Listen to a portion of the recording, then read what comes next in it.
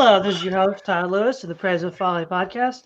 This is our third episode of the Lyceum Roundtable, where we wrap up our series on liberalism with cultural liberalism, with special emphasis on Keith Preston's idea of compulsive transgressiveness, where basically the left just sort of breaks the rules for the sake of breaking the rules, and not for any sort of higher purpose. At least that's what it's devolved into.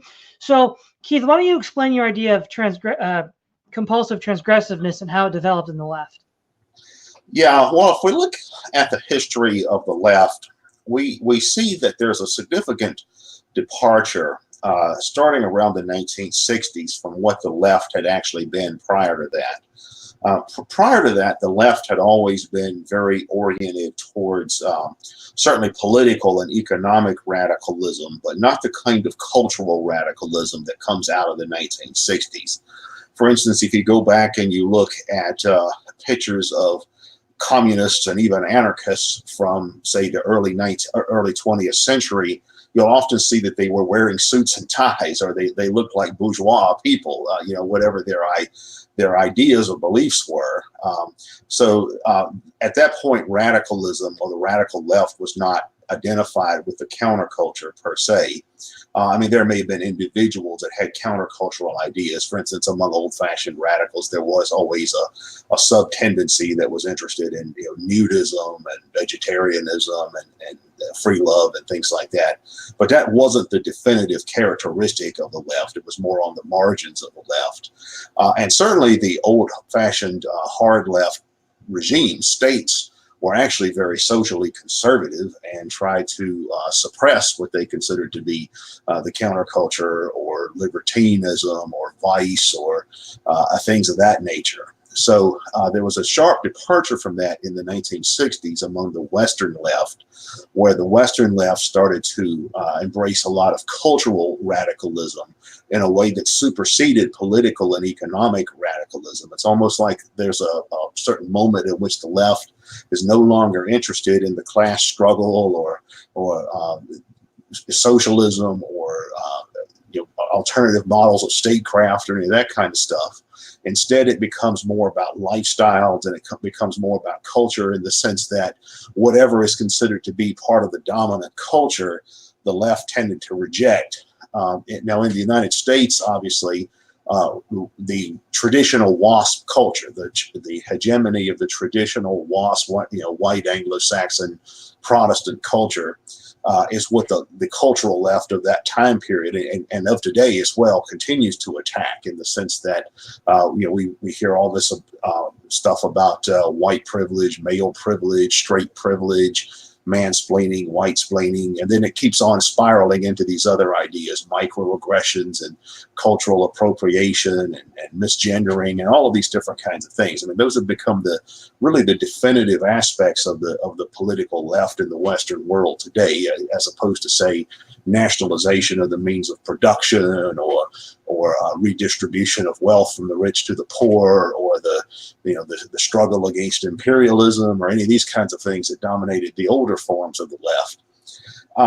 And what's interesting about it is that the only definitive characteristic that this tendency takes on is simply to be against what was previously considered normal. A good example is the contradictory views that a lot of these people have when it comes to smoking cigarettes, tobacco, as opposed to drugs.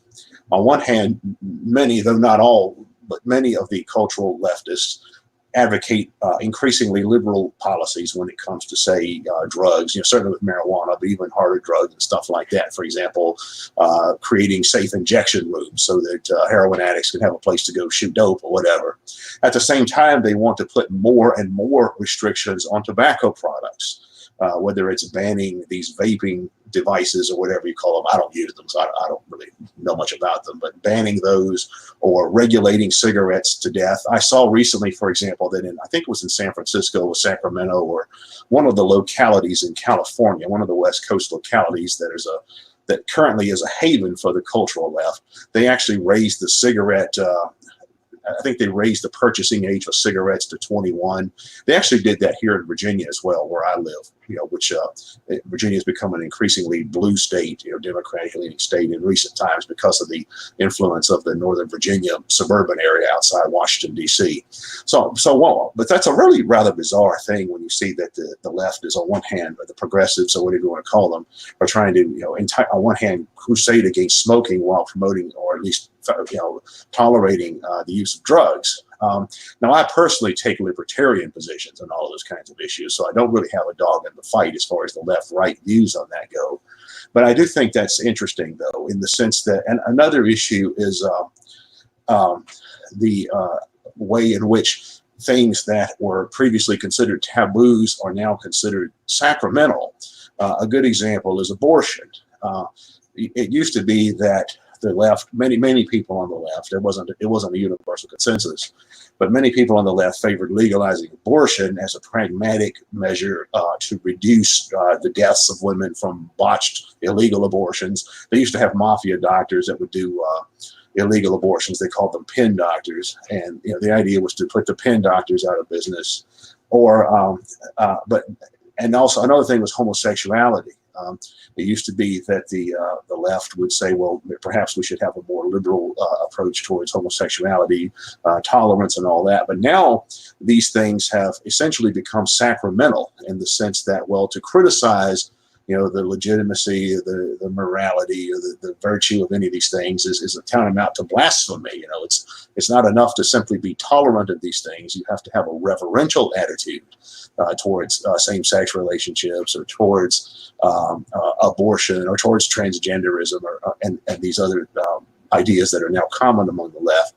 And again, it really doesn't fit any logical pattern other than just transgressiveness for its own sake. A good example is the way, on one hand, they have these crusades over health. Health has become a fixation for a lot of these people, and they want to have increasingly sharp taxes on fatty foods, or sugary beverages, or things that are going to make you fat or unhealthy.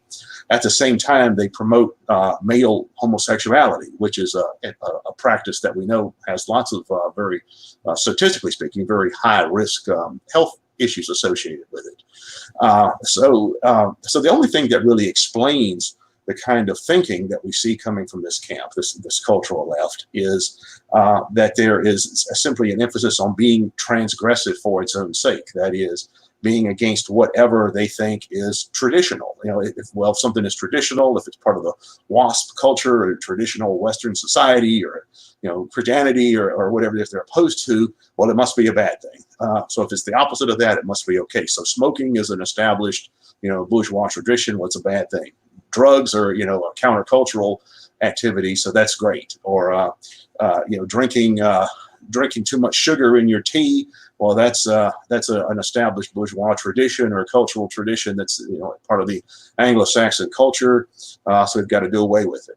Homosexuality, well, that's good. That's something that's subverting the bourgeois cultural norms or whatever. I mean, that's the common theme in all of these things. None of the other explanations they use, whether it's health or public safety or even equality and things like that, really make any sense when you look at it from this perspective. Exactly. Now, the one aspect that's probably the most transgressive, and the one I don't know if they did it first, but they did it fairly early in their effort, was sexual transgressiveness. So in 1960, both sodomy and abortion were illegal in the United States. You might have had no-fault divorce by then in some states, but not many. And so what you end up having is, this undermining of traditional, not just WASP, but even Christian sexual mores. Because if you go to France or Russia with Catholics and Orthodox, they're going to take the same stance. You could even argue in places like France, Italy, and Spain, they're even more excessive in their sexual depravity than in the United States. And really what is the sort of a smoking gun here is the left likes to argue, well, all of this stuff was organic. It was of the people. Therefore, it's legitimate. That's the sort of narrative they say. Well, all of these social changes are just the people's will, the voice of the people, and it's legitimate. Well, the sort of godfather of all this sexual revolution was Alfred Kinsey. Basically, he put a scientific veneer onto this, and since science is the new religion, if a white magic science man in a white lab coat signs off on it, it must be true. But without getting into all the details, which are a bit sordid, Kinsey's research was essentially hiring rapists to molest children. Looking at table 34 of his book, Sexuality in the Human Male, it's pretty Mengele-esque when you actually read the data, what he's describing. And of course, that's all hushed up. And when Judith Reisman tried to investigate in the 80s, the pornography lobby basically shut her down and paid politicians to shut her down. And we see that out of this, we then get, this legalization of sodomy, this legalization of all sorts of transgressive sexual behavior. And when they make public health arguments against things like sugar or tobacco, it's clearly absurd. I mean, sugar is a lot less lethal than STDs. STDs will kill you. Sugar takes a long time to kill you due to cholesterol, if at all. So from a public health issue, STDs are far greater than sugar. And yet they're completely okay with normalizing STDs. We also know that during the 80s, Phil Donahue had George Gilder and Warren Farrell on to discuss issues of men, gender, and sex. And one of the things that George Gilder pointed out was that single moms can't raise boys. And he pointed to the Black inner city community where 70% of Black children are born out of wedlock, and they have, drugs, violence, crime, gangs, basically no-go zones where even the cops won't go. And, we had in the late 60s, early 70s, the Moynihan Report, when Moynihan, of course, was an Irish Democrat, so you can't say this is, evil white conservatives, was saying, the problem with the Black community is a lack of fathers. And we're really seeing the cascade effect of this. Once you've disrupted the nuclear family, because even if you look at pre-Christian societies like ancient Judaism, post-Christian societies like Islam or paganism, none of them attacked the idea of the family itself. They might have been more or less permissive about what the man might do sexually in various contexts, but marriage itself was still seen as sacrosanct. And none of them would have sanctioned adultery. I mean, unless maybe you were powerful enough to get away with it. And so what we have now is a complete deconstruction of marriage itself. And it's led to catastrophic results. And these have been known since the 1960s. And so it's not just the individuals themselves who are at risk of STDs. It's the externalities that we all have to bear of children that grow up that are pathological. Children without parents or without fathers become gangsters, as we see in the inner cities, both Hispanic and Black, and increasingly white, with Charles Murray's coming apart. And the social costs are absolutely tremendous. And again, it's completely, see, what ends up happening here is the way they get away with this is John Locke said that you can pursue your own decisions and only insofar as it doesn't infringe upon someone else's rights. And only by defining these externalities as non-issues can you get away with it. Because obviously if some gangbanger does a drive-by in front of my house, that's an externality that I bear. And I bear it because he didn't have a father. And so only by saying that either A isn't connected, these actions aren't connected, even though statistical data more or less proves that we're right. So for example, in Conversations with Crystal, Bill Crystal interviewed Putnam, who wrote Bowling Alone. Putnam's like, 10, 15 years ago, there was a debate in sociology about the importance of stable, intact families for, having children grow up that are well-adjusted. And he's like, now there's no argument. The single most important factor to being a well-adjusted human being when you're an adult is having a stable household environment. And within the social sciences, there's really no disagreement on this. It's only in the public discourse and debate that anybody really denies the obvious. And so only by saying that these aren't externalities can they then say, well, we can't regulate it. Because under the Lockean system, you can regulate behaviors that bring undue externalities on other people. And so one of the problems is it's based on fraudulent science. You look at not just Kinsey's work, but also Marcuse and Reich, who appropriated Freud. And even this sort of crude one-dimensional Freudianism has been long since rejected. Someone like, I can't remember, who did the personality tests? Jung, yeah, Carl Jung. He sort of improved upon the original Freudian thought in psychology. And yet, people like Marcuse and Reich are like 2 or 3 generations behind the times in their analysis of human psychology. And yet, again, they're so dominant, so prevalent in these arguments. So, one of the biggest problems is they're based on false premises and information, and they have massive cascade effects of externalities that we're all having to bear. And they're not asking you to bear it. And it's not a problem that goes away if you pretend it doesn't exist. It does exist, and it's getting worse. And if it's not dealt with, it'll upend all of society. I mean, if you read Animal Farm, who becomes Napoleon's hitmen? The children without fathers. Now, he was talking about children who were fatherless due to a war. Animal Farm, I think, was written after World War I, and he was using it to describe after World War II, rather. He was using it to describe the rise of Hitler and Stalin. And a lot of their thugs in the Red Guard and the SS were people that had been orphaned during the World War I, or in Russia, the intervening Civil War and Revolution. But for the first time in unprecedented peace and prosperity, not a cataclysmic world war, we have legions of essentially Napoleon's dogs that can be then used by either gangsters or demagogues to form their loyalist thugs. And we've already seen what this does. It leads to totalitarian states. And so by not dealing with this issue, we're only postponing at worst case scenario, some sort of demagogue using these people being a surrogate family to use them as authoritarian enforcers. Swithun, what are some of your thoughts on that? Just to go back to something Keith said about how the current left are just opposed to everything, they're not for anything. I think an interesting figure here is probably someone like Foucault. The main view of the left seems to be that everything is just power structures, raw power, and whatever has existed in the past is unequal. There is a sort of an egalitarianism at the roots of a lot of the sort of critique that you see of the transgressive left.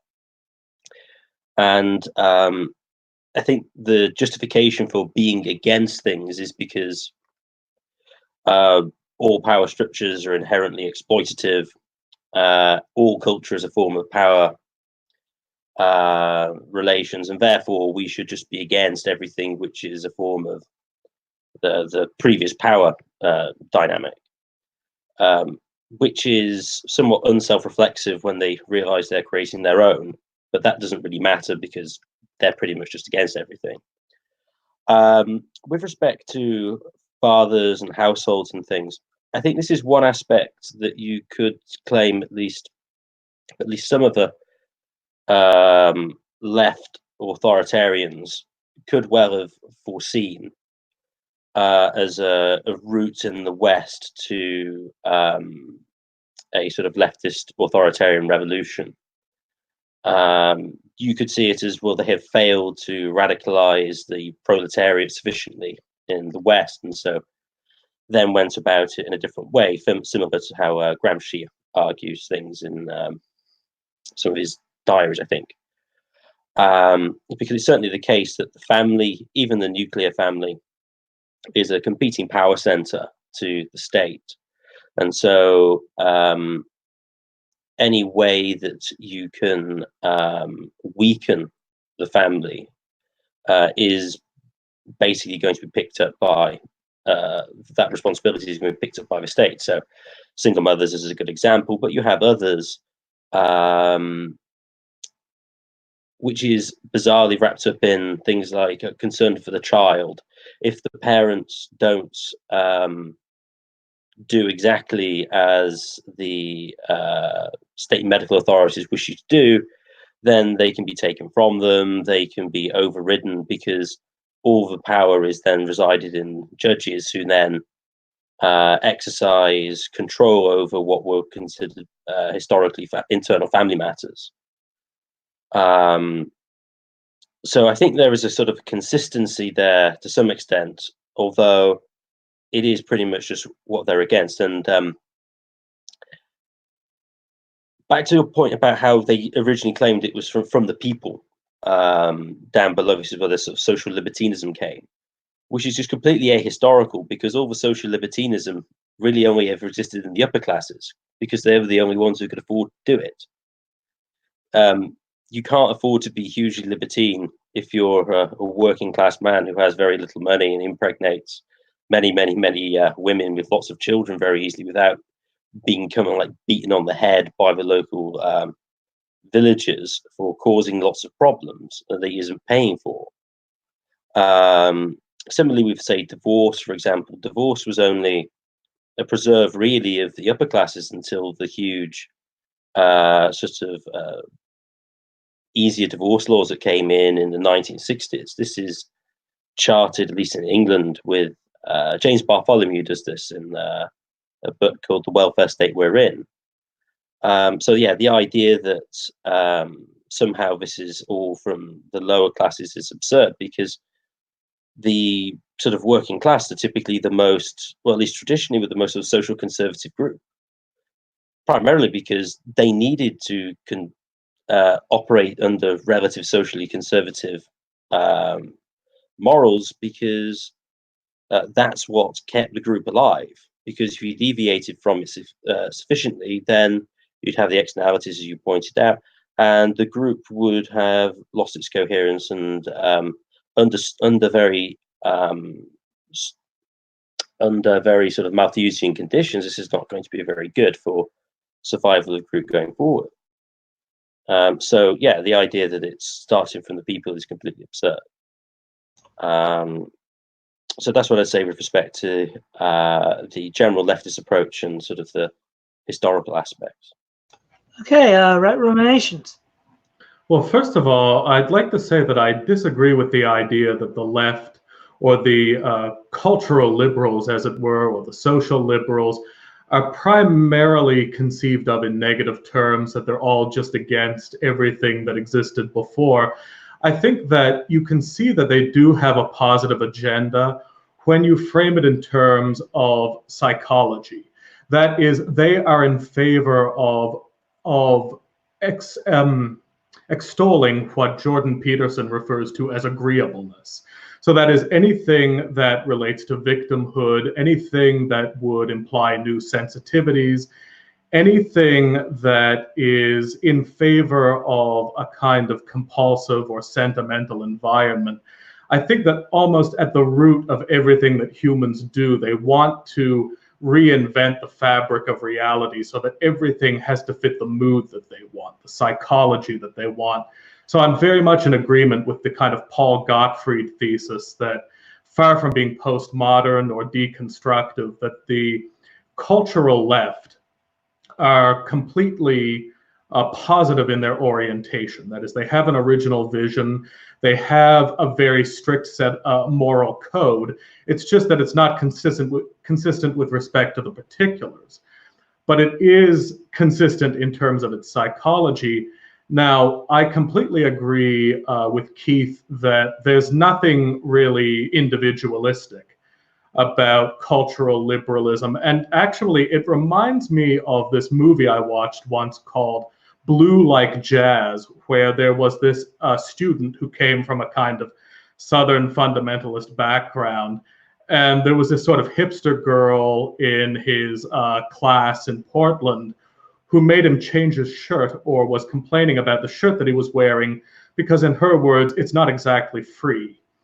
And so you have this kind of culture of compulsory reorientation or compulsive revision in the name of unimagined individualism, in the image of an imagined relaxation, when in fact the cultural liberalists are every bit as conformist as people in past generations. I think that one of the problems with the whole discussion of cultural liberalism is that it can mean so many different things, and there are so many different implications and meanings of the terms. I think that what is needed is a kind of roadmap to what we're really looking at. And first of all, I would say that there is a slightly thing being considered with respect to cultural liberalism and social liberalism.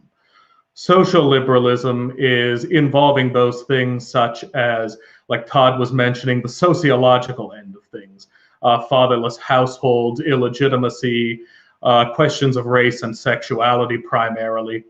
Whereas I think that cultural liberalism, it involves a kind of chronic informality, right? The idea that everyone, like the whole culture of loud and intrusive music, the whole aesthetic, that basically amounts to a kind of act of vandalism writ large in society. I think that there are myths that are associated with both cultural and social liberalism. Now, one of the myths associated with cultural liberalism is, as I mentioned, the idea that it's in any way individualistic, that it's in any way free, that it's in any way involving a relaxation, whereas in fact it's every bit as compulsive as life was in the past. In other words, you shouldn't be doing things because, well, those things aren't exactly free. On the other hand, you also have the kind of commensurate myth that in the past things were necessarily nobler than they are now. When we look at the past, I think we tend to romanticize it and contrast it to modern liberalism. When you look, for example, at the Acropolis in ancient Athens, one has to remember that in its original form, it was painted in garish colors. One has to bear in mind what it's actually like to be in traditionalist communities. That is, you always still have the kind of nagging old church lady factor that is basically an antecedent to the SJWs. So in other words, many of the problems inherent in cultural liberalism are in fact just problems inherent in human nature. I think that they've always been there. I think that basically you can count on human beings to be consistently collectivist and vulgar, and that we shouldn't be surprised that the past was just as vulgar as the present, and that the present is just as collectivist as the past. What this cultural liberalism really amounts to is when the common people have their way because of a prosperous modern capitalist society that basically enables what is the general human disposition to flourish freely without the constrictions of nature that were inherent in the past. Now, on to the sociological dimension of liberalism, that is the illegitimacy, multiculturalism, things of that nature. I think that there's a misunderstanding that this is a primarily ideological phenomenon. Once again, I see this as simply being what happens when society is prosperous enough for it to happen. It's kind of like with the Austrian economist, not Austrian in the sense of the economic school, but Joseph Schumpeter, who basically said capitalism leads to socialism. You could also say capitalism leads to degeneracy, to problems like multiculturalism, illegitimacy, cultural vulgarity. And this is saying nothing bad about capitalism. It's saying that capitalism is the only system good enough to enable people to pursue this particular line of indulgence. So in other words, if it is an inherently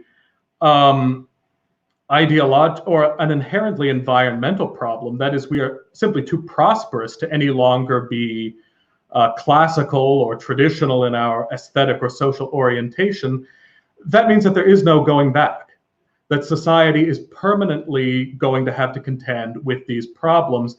And so in light of that, I think that there are only really two answers for the objectors to cultural and social liberalism. One, of negotiating the realities of a modern, prosperous, enabling economic circumstance. And the second is to do it in light of a vision which is able to aspire beyond the both the collectivism and vulgarity of culture as it is now and probably always has been. And in both cases, the answer is a kind of neoclassicism. That is the idea of restricted individualism, the idea of the individualistic pursuit of excellence, the utilization of modernity, the idea of moving towards the kind of elegance of the future, towards something that aspires beyond the past and the present.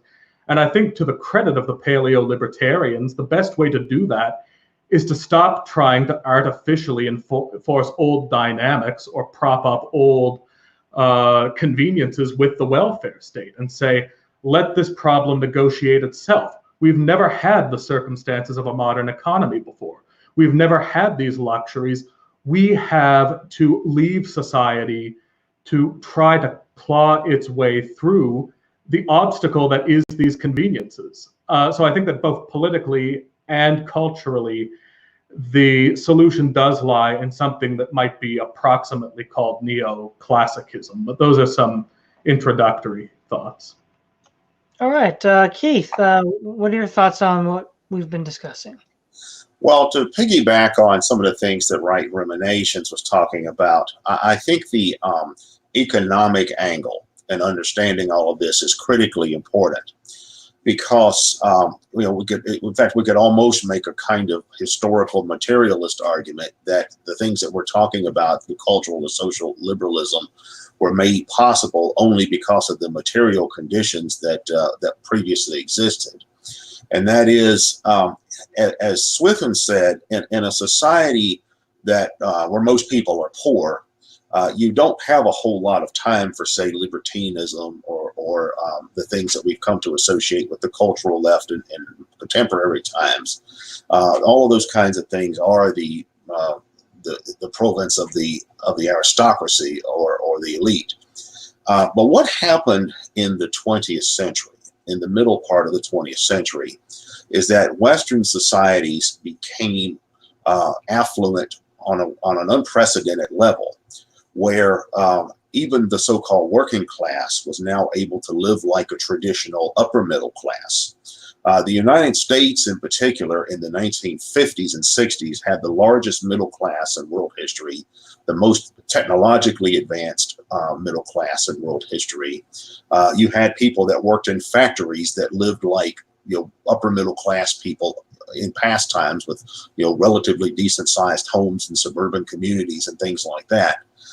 Historically, that was unprecedented. That kind of post-scarcity society where people are no longer struggling for their basic sustenance. Nobody really worries about food and shelter and clothing and basic medical care, because they know they're pretty much going to have all that. It's only in a society where most people have achieved that level of influence that all of these other things can become areas of focus. In societies, for example, where people are in danger of starving, nobody cares about gay rights. Nobody cares about gender equality. Nobody cares about not othering the other, that is, being accepting of immigrants or whatever. Nobody really cares about environmentalism. It's not until the Western industrial societies achieved a certain level of technological development and industrial development that environmentalism even became an issue. That came along in the 1960s and 70s as well. I mean, the Chinese today, do they care about environmentalism? No, they care about developing their economy. All of these things were a product of the level of material development and technological development and affluence that existed and created the material conditions that made these kinds of focus and emphases possible. You wouldn't have had it without that. If America in the 1960s still had the standard of living of America in the 1910s or 1890s, you wouldn't have had the Cultural Revolution of the 1960s. I'm certain of that. Also, we have to look at the way in which the institutional structures facilitated the growth of the cultural left. Now, the conventional narrative that we get is that the cultural left was rooted in rebellion against existing social norms, and to some degree it was, in the sense that yes, you've always had people that reject mainstream social norms for whatever reason, that even in ancient times. But what was interesting in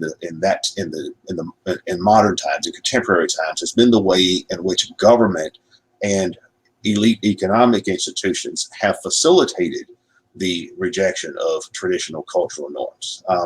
A good example is the way in which, in the present day, so many corporations have gotten on board with the gay rights or the LGBT or the pride or whatever phenomena. I mean, how many corporations now put out advertising celebrating Pride Month and things like that? You also see corporations being among the primary forces that are pushing for large-scale immigration, because they see this as a means of employing labor that they want to take advantage of wage suppression. They don't want, the corporate class doesn't want to discriminate against anyone. They want to sell them products and make them into managers and employees and things like that. Also, government. Todd was talking a bit about the decline of the Black family in the post-war American period. There were a lot of things that contributed to that. One had to do with the deindustrialization of the inner cities, and which created high unemployment rates.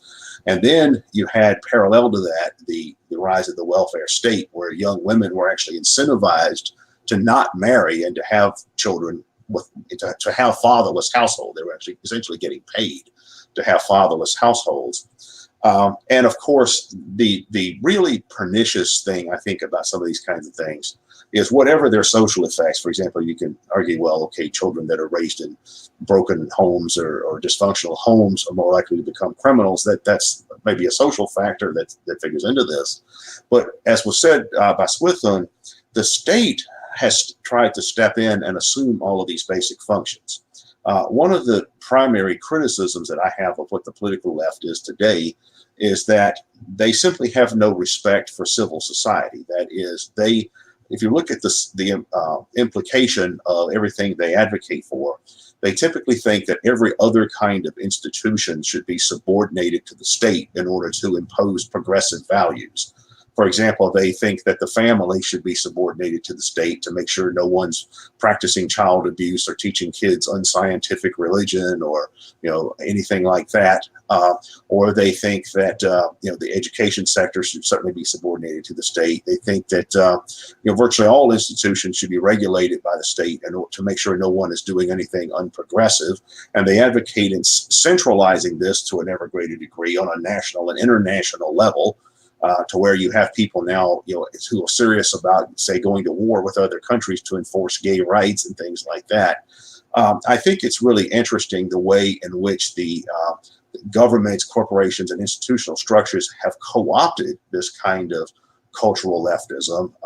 You could argue that some of them were involved in promoting it in the first place through funding and things of that nature. I know a lot of people on the right they talk about, well, what about Rockefeller backing for this or that social experiment or whatever? And those ideas are interesting. But even without going there, I think that we need to consider the way in which all of this has been co-opted by the establishment, to the sense that the so-called counterculture or cultural liberalism or whatever is not really an opposition culture anymore. It's actually something that's being brought into the establishment in a way that's really a kind of new social conservatism. Like, if you could say the traditional social conservatism is around things like faith, family, and flag, you could say modern, woke social conservatism is about being enlightened on race and gender and homosexuality and all of these kinds of things. And those have become compulsive pieties of their own that are expected to be enforced on an institutional structure by government, by educational institutions, by economic institutions. So it's not, as was said by Right Ruminations, it's not like this is some freewheeling libertarianism that's happened. This is actually just a new form of authoritarianism. Well, one thing that I guess all three of you have touched on is the material conditions necessary for this level of libertinism to be sustained. Now, without necessarily going all Teotihuacan, which means the end of the world as we know it. And there's plenty of groups that do that, ranging from preppers to environmentalists. What ends up happening is when these material conditions are reached and these kinds of behaviors are normalized, they undermine the very principles that allow that society to have that level of wealth in the first place. The Roman Empire is a case in point. In the Western Roman Empire, as it was the most wealthy state that had ever existed in the history of the world up to that point, and yet they couldn't even find Roman soldiers to serve in the army. So they had to use modern libertarian parlance, privatized security. They outsourced it. Of course, outsourcing security to the Germans was a very bad idea, which led to their destruction. Furthermore, they had declining birth rates in the Western Empire. One could argue that, much like today, they needed the Germans to keep their economy going. Because in Europe, with the declining birth rates, they need to import Muslims. And in many ways, they're analogous to the Germans of the 5th century. And so you end up undermining the very conditions that allow for your system to operate at all. And then you go into the Dark Ages, which is what happened in the Western Europe for the next 300 years until Charlemagne was able to begin to put the pieces back together again. Now, the other thing that's an element, now this I think is genuinely unique and new with the social left and cultural left. Well, you might argue this or that form of permissive attitude towards this or that behavior has had antecedents in the past. But this kind of all-encompassing oikophobia is pretty much without parallel in human history. The idea that you so hate yourself in your own group that you identify with those who are trying to kill you and destroy you. Not even the Romans in their most decadent ever went that far. The Apostle Paul in Ephesians 5, verse 29 says, "For no one ever hated his own flesh." Well, I mean, that was a truism then, but that's not entirely the case today. I think there are plenty of people today that hate their own flesh. And you might argue prior to this, you might have had this or that self-hating Jew or this or that self-hating whoever, fill in the blank. But to have a whole social class, a whole demographic of self-haters, that I think is a genuinely new concept and isn't as easily correlated to wealth. Well, wealth, material conditions might be necessary for that to trigger. Historically, that hasn't been the case. You've had entire social classes commit literal suicide intentionally. It's not like they committed a course of action which had the unintended consequence of suicide. But these people actually embrace their own suicide. You've got people that advocate, the extinction of humanity for the good of the planet. And of course, they don't really believe that because they don't kill themselves, but whatever. I mean, that's what they're talking about. And so, but in many ways, this oikophobia is a manifestation of undermining the very conditions that allow for the wealth to happen at all. And to piggyback on a point I made earlier with household incomes and broken houses, the kind of median incomes that you need in a middle class to maintain this kind of society are going down. And they're going down because the middle class is under assault. And Keith hit on one is the economic element. Outsourcing jobs to other countries has led to no industrial jobs at home for these people. That's a part of it. But it's also compounded by the fact that there aren't these sort of social institutions. So during the Great Depression, yeah, there was the state that helped people out. But you also had families, voluntary societies. For example, in his Ethnic History of the United States, Thomas Sowell points out that Japanese Americans didn't even rely on government welfare. They were such a close-knit community that they relied entirely on their own resources to weather the storm of the Great Depression. Those kinds of things no longer exist. And if we had a real Great Depression, anywhere near as bad as in 1929, we would be hurting in a really bad way. And so I guess what I'd like to ask you, Swithun, is your thoughts on undermining the very principles that maintain the wealth and this rampant oikophobia. Well, what I was thinking when you were speaking and thinking about what Right Ruminations said about they do have a kind of positive vision. of the society. I think there's a couple of things at play which may be of interest. I think one aspect of the current cultural left is contraception being actually working, because that's one of the major, well, probably the major reason as to why birth rates are as low as they are. So what does this do? This, if you've got a society with very low birth rates, and you have very low particular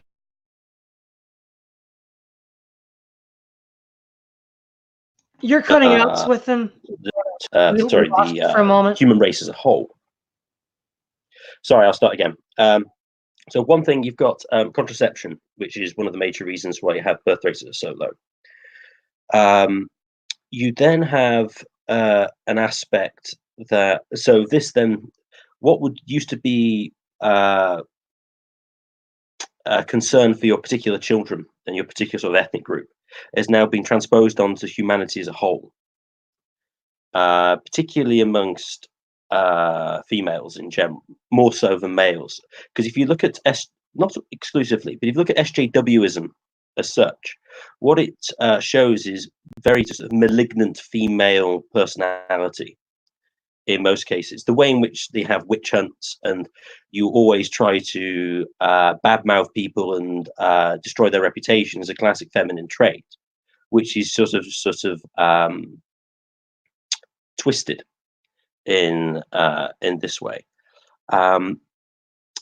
So you have that. So the question is, and so what you have is, because women don't have any children anymore, they treat the official oppressed class effectively as their children, and this is how they behave and try to protect them, as it were, which is why they're sort of inconsistent in the way they do it, because, well, the oppressed are the children and therefore need protecting.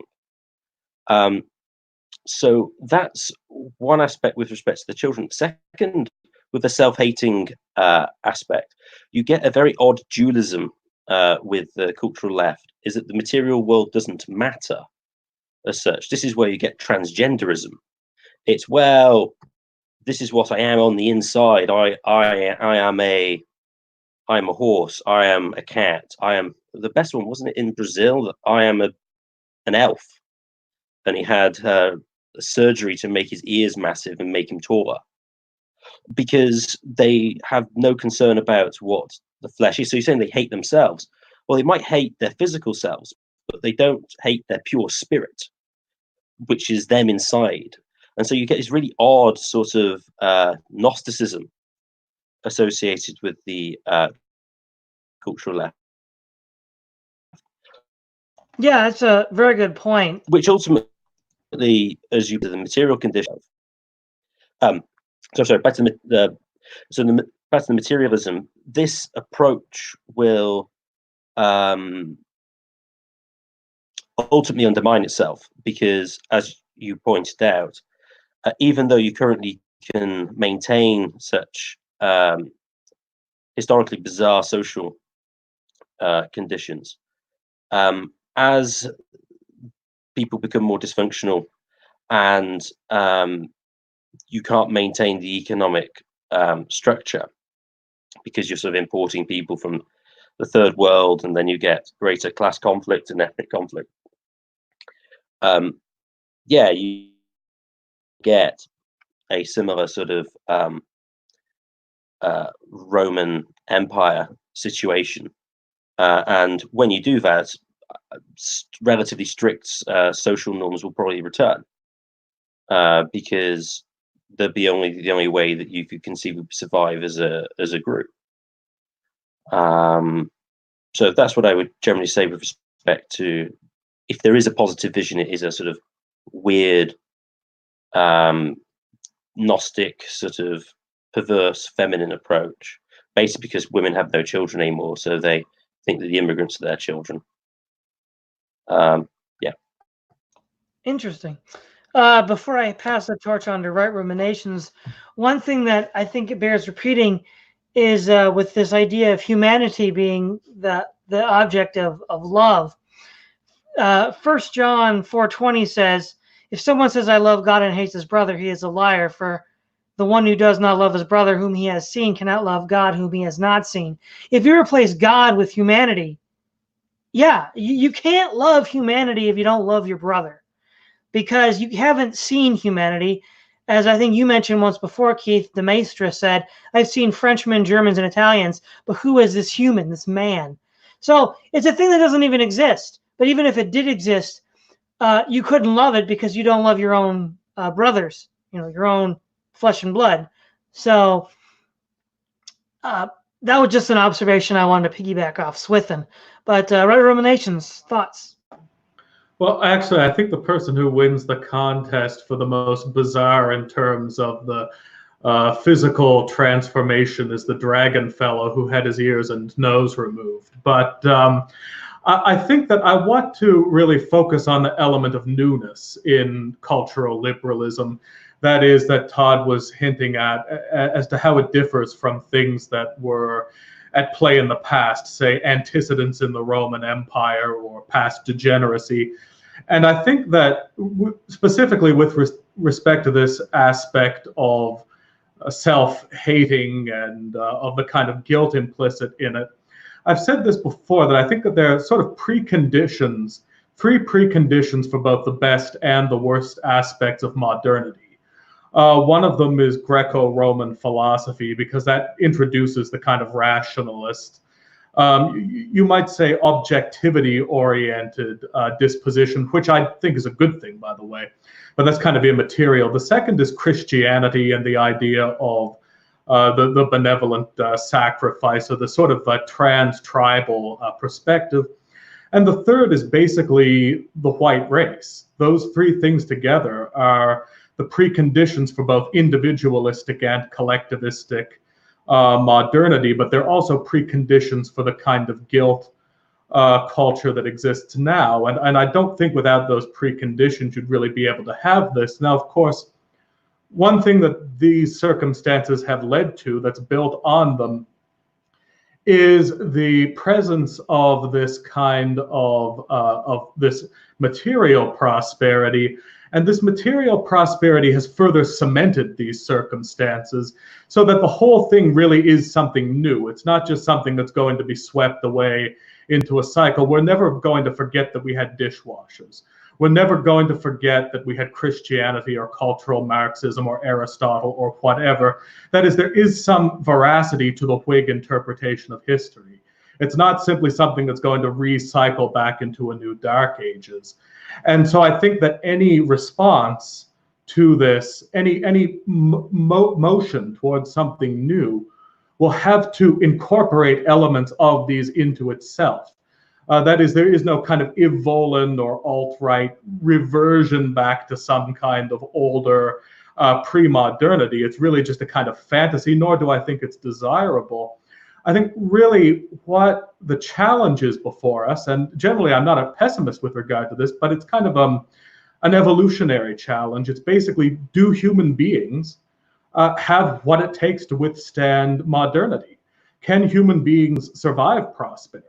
Can human beings survive a society and conditions which provide the leisure and the cultural disposition to experience these indulgences? And I think that really that test is something that can really only be satisfied by whatever answer is provided, whatever kind of alternative form of modernity is provided in the future. Now, with respect to what Swithun was saying about women, for example, and the fact that modern conditions are basically requiring a kind of conduct from women that they've never really had to live up to in the past, and that there's no, there's no putting that genie back in the bottle, because birth control will never go away.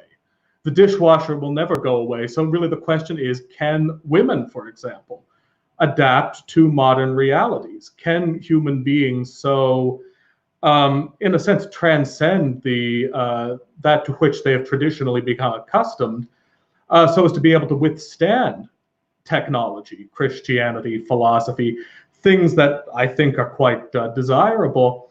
And to be honest, I think that what we are here calling cultural liberalism or libertinism or certain aspects of cultural Marxism is basically people still trying to behave according to traditionalist norms, but in the context of a modern society. So third wave feminism is the new chivalry. Political correctness is the new institutionalized religion. The things like hate speech laws are the new heresy laws. The question is, are human beings capable of transcending that framework in a way that will allow them to survive modernity? And I think it's quite possible that that may actually be an eventuality.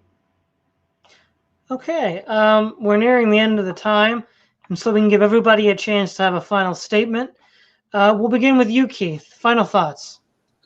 Well, one thing that we haven't really touched on that I would mention only briefly is that I think in many ways we have only seen the beginning of the kinds of things that we've talked about, in the sense that I think that the prevailing trend worldwide that we see now is an increased concentration of political and economic power globally. And I think increasingly global elites are going to move closer to one another and become an obvious international ruling class.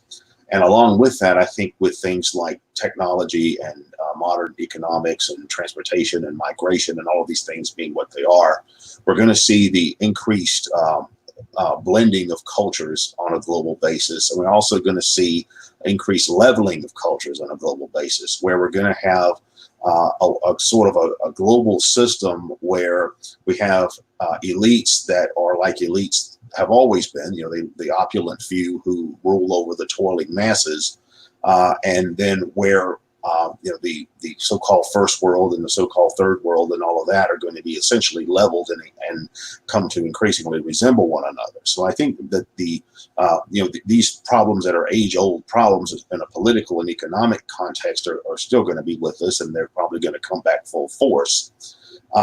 Parallel to that, though, is going to be the methods of political and economic and social management that are used by elites. And the question there is, what are elites going to do to manage societies that are composed of all sorts of people from all sorts of cultural and traditional backgrounds that really don't have much in common with each other and don't like each other? All the while, societies are becoming increasingly fragmented along these kinds of lines and increasingly impoverished, where you see the rise of a traditional proletariat model societies emerging. And I think that really there is where all these things we hear being talked about today come in. That is this idea of you have this rainbow culture, this sort of this superficial egalitarian, tolerance, do your own thing culture.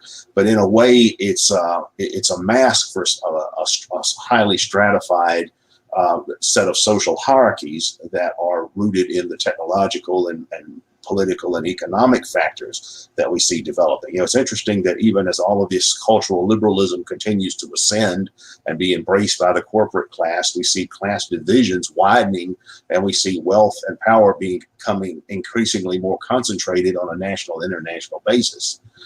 So we're going to have, in many ways, I think, Aldous Huxley got it right, and that is that we're going to have this kind of system where, all of these things are used for the purpose of expediency in social management. The ruling class of the future is going to be just as exploited as any ruling class that ever existed, but it's going to have this kind of soft totalitarianism as its means of population control. We'll give you enough bread in circuses, and we'll impose all of this political correctness as a means of preventing social conflict or we'll have all these social engineering programs to get the results that we hope we can achieve.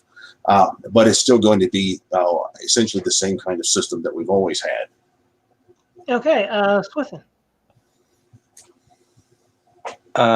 With respect to the economic conditions allowing for the current social order, I think that is partially true. If I reiterate the influence of the state with cultural liberalism. In particular, we haven't really talked about the education systems. and the free schooling in which you can be indoctrinated by the current ideology. I would say, whilst you couldn't probably get the system we have at present without the material wealth that you have, the current state control and the subsidization of single mothers, etc., the complete prevention of any form of ethnocentrism amongst the Western peoples in the form of anti-discrimination laws. Also, interestingly as well, partially the intellectual property laws, which so you can have Amazon optioning the Lord of the Rings series and then diversify the entire cast. Whereas if you had some sort of smaller budget one in the absence of intellectual property, which you probably would have to a decent level, which could do a more faithful adaptation of the novels, certainly with the sort of relative ethnic compositions, are just not possible to do. And so you end up with intellectual property, the domination of Netflix, social justice nonsense. So I would really think that the current legal structures in favor of the corporate class and of the state are very much keeping together something which otherwise would be less of an issue than it currently is. Okay, right, ruminations. Well, I agree with Swithun on this point that the current problem would not be possible without the state's hand in all of this. But what my thinking is that when you have the modern preconditions created by capitalism, which, by the way, is not an argument against capitalism, that it was inevitable that the state or some analog to the state would use these circumstances in the way that it has. And I was very happy that Keith brought something up, which is that we may have only seen the beginning of this, right? We have only seen the beginning of this. And I think almost psychologically, we tend to treat the past as if it were more real than the future, even though, it's almost as if the past is this big chunk, and then the future is just the earth, or the present is just the earth on top of it, and then everything beyond that kind of doesn't exist. But there's no reason that the real kind of rock of what we're talking about is not something that we haven't unearthed yet. It's the future. So in other words, there are all kinds of possibilities. There are all kinds of things going forward that we haven't been able to anticipate, because there's a lot that's happened in the past, say, 100 years, or even 200 years, that no one would ever have been able to anticipate in past societies. My final word is that I'd like to cement the way I've talked about this, which is by saying that what we're calling cultural liberalism or cultural Marxism, it is not a new way of doing things. It's an old way of doing things in modern circumstances.